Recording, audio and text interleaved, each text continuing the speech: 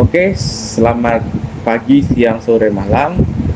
Selamat bertemu dengan saya. Nama saya Leonel Fidelon Hitung dengan NIM 8080240033. Di sini saya akan membahas 3 soal pada mata kuliah ekonomi makro.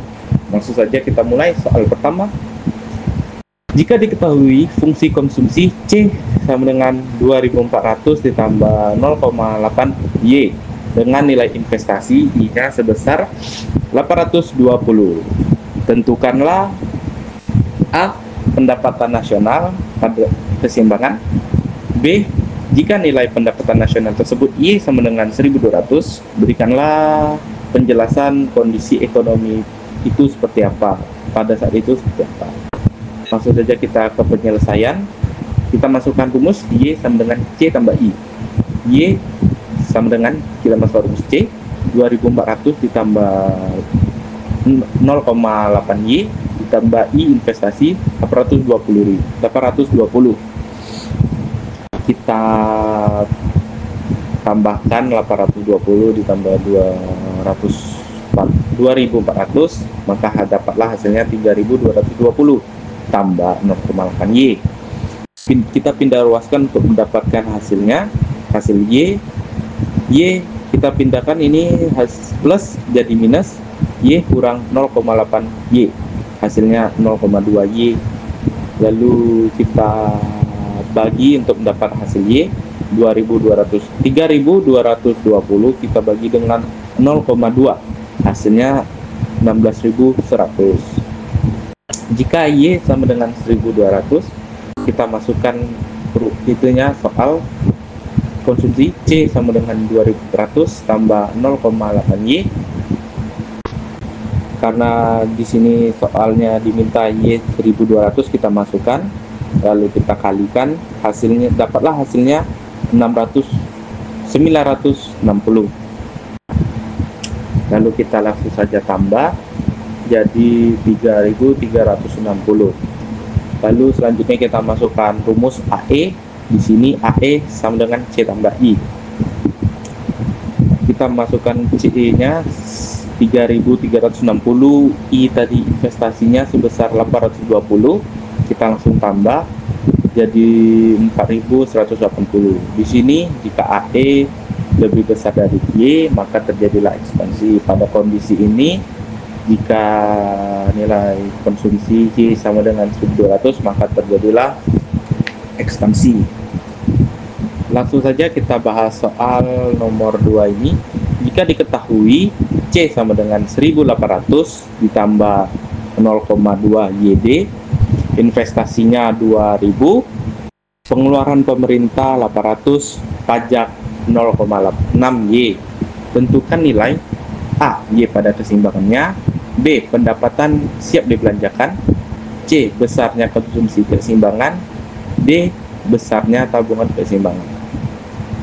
Penyelesaian, kita cari dulu diketahuinya konsumsi C 1800 tambah 0,2 YD, I investasi 2000, G pemerintah government 800, TX ini pajak 0,6 Y.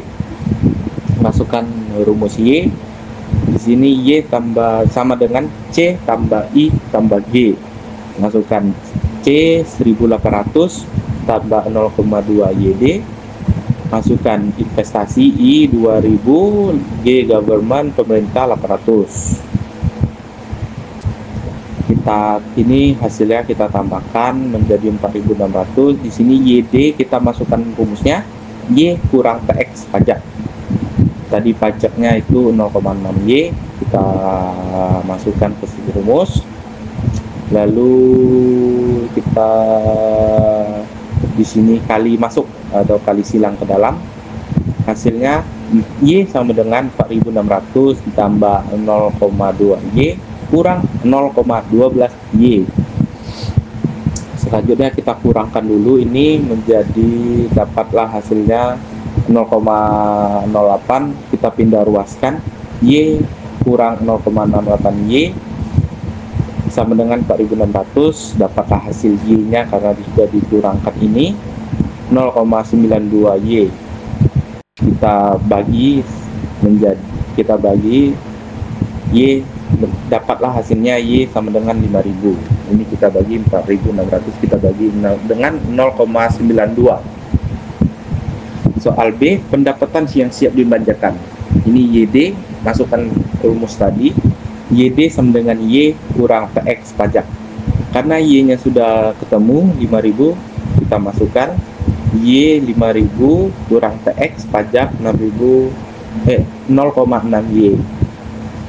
Di sini ada Y, kita masukkan saja ini Y rumus, kita masukkan 5.000 dibagi 0,6, dapatlah hasilnya 3.000. Lalu kita kurangkan 5.000 dengan 3.000, hasilnya dapatlah di 2.000. C, konsumsi keseimbangan.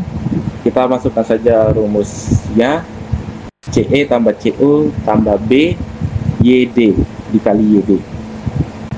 Masukkan rumusnya, 1.800 tambah 0,2 YD tadi sudah dapat ya, hasilnya 2.000, kita kali 2.000, kita kali 0,2, dapat hasilnya 400. Kita tambah dengan 1.800, dapatlah di sini hasilnya 2.200.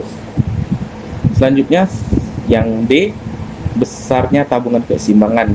Kita masukkan rumusnya, SE sama dengan YD kurang C.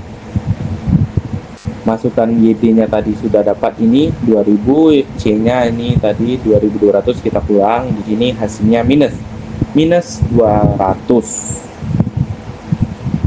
Kita langsung lanjut ke soal ketiga.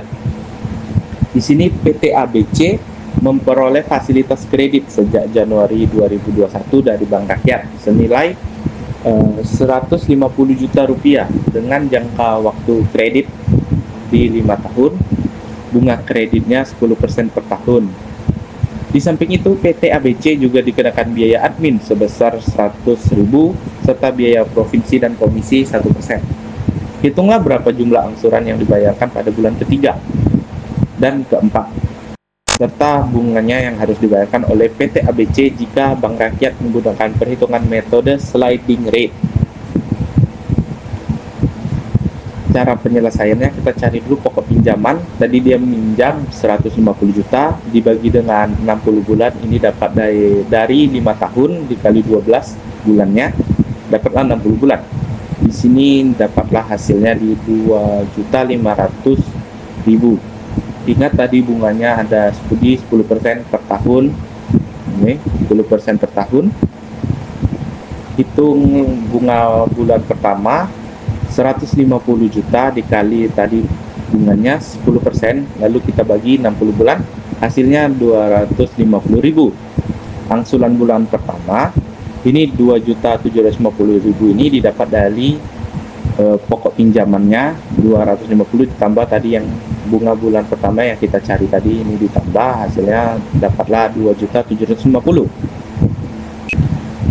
Bunga bulan kedua ini kita kurangkan dulu, 150 juta ini kita kurangkan 250, 2.500. Maksud saya 2.500 kita kurangkan, dapatlah hasilnya di 147.500. Sama, kita kalikan 10% bagi 60 bulan, hasilnya 245.833. Kita tambah dengan tadi pokok pinjamannya 2.500, hasilnya dapat lagi 2.745.833. Nah, bulan ketiga kita sama kurang lagi, ini 140.500 kurang 2.500, hasilnya itu 145 juta.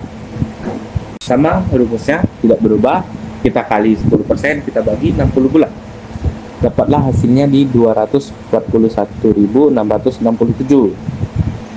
Masukkan lagi, kita tambahkan ini, hasil ini kita tambahkan 2.500, maka hasilnya 2.741.667. Sama juga bulan keempat, kita kurangkan dulu 145 juta kurang 2.500, hasilnya 142.500 kali 10% bagi 60 bulan, hasilnya 233.333. Kita tambah juga kita tambah lagi ke 2.500.000, maka hasilnya 2.733.333. Oke, terima kasih telah menonton video saya sampai habis. Jika ada kesalahan mohon dimaafkan. Sekali lagi terima kasih.